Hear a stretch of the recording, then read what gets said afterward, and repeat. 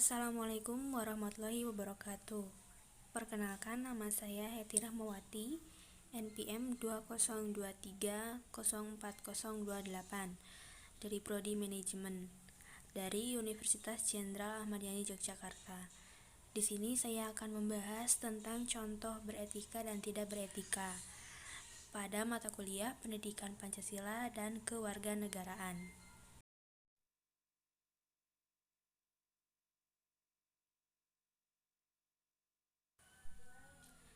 Sebelum membahas ke contoh, kita akan membahas pengertian terlebih dahulu. Pengertian etika. Etika berasal dari bahasa Yunani kuno, yaitu etikos. Artinya adalah sesuatu yang timbul dari adanya kebiasaan. Jika secara umum, etika adalah aturan atau norma yang berhubungan atau digunakan sebagai pedoman bagi seseorang dalam bertingkah laku. Norma ini berkaitan dengan sifat baik dan buruk di masyarakat.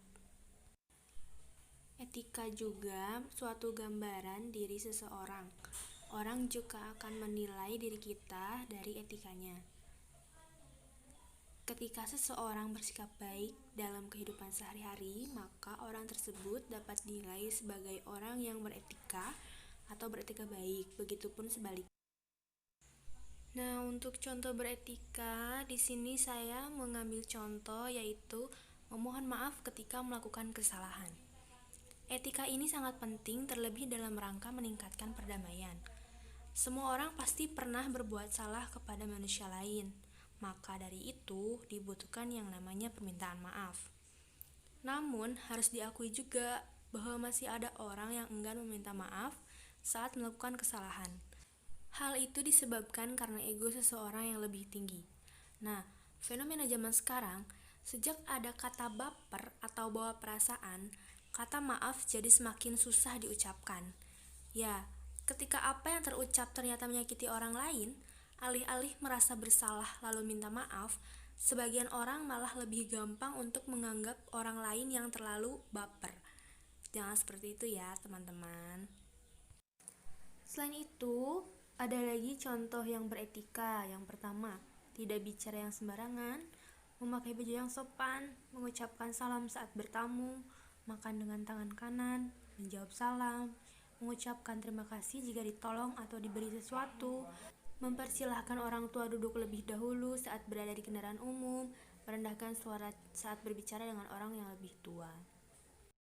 Selanjutnya, kita akan membahas tentang tidak beretika, yaitu tingkah laku atau perilaku yang tidak baik yang tidak seharusnya kita lakukan. Nah, contoh yang tidak beretika yang saya ambil yaitu memotong pembicaraan orang lain.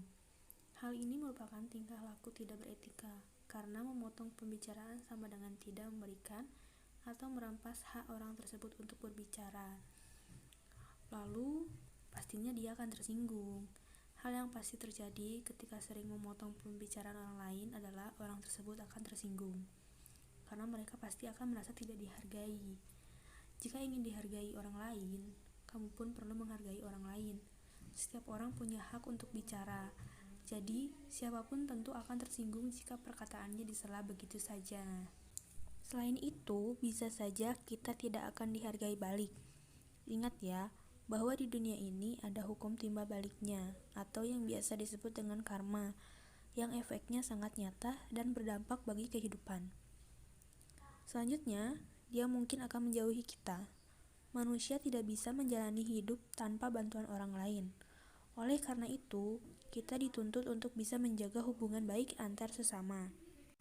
Apalagi jika kita bicara dengan orang yang lebih tua, maka dahulukanlah orang tua berbicara dan jangan pernah menyela. Contoh tidak beretika lainnya yaitu berbicara saat makan, berperilaku curang, berkata kasar, tidak sopan pada yang lebih tua, suka menghina tanpa introspeksi, bermain-main saat sembahyang, senang tawuran, berbuat yang semena-mena, tidak jujur, tidak disiplin. Sekian yang dapat saya sampaikan. Terima kasih. Wassalamualaikum warahmatullahi wabarakatuh.